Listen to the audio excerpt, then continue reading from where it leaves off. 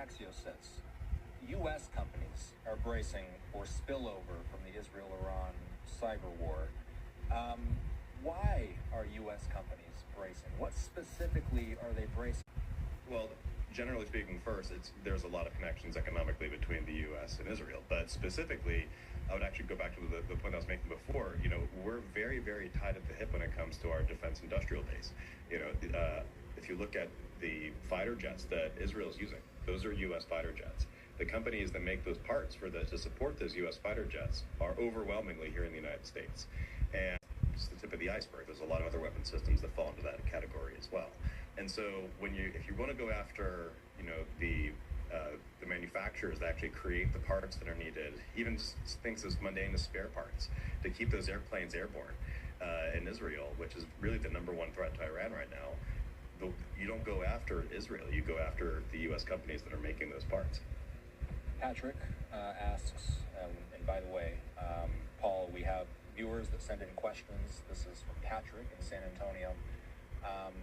Basically, what we've already been alluding to, what are the cybersecurity capabilities of Iran? What would the implications look like for the United States? And I'll add something on to Patrick's question.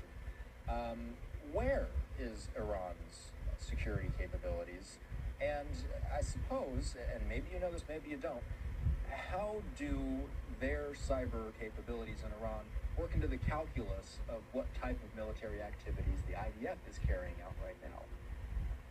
Well, the problem with cyber security, with cyber defense agencies or groups and countries, is that while some of them are highly organized, like in North Korea, where they literally have rooms of hackers, in a given building, and there are equivalents of other countries, you don't need to set things up like that. And I would be shocked to find out that a whole bunch of the cyber warfare team in Iran is sitting in one building altogether as an easy target.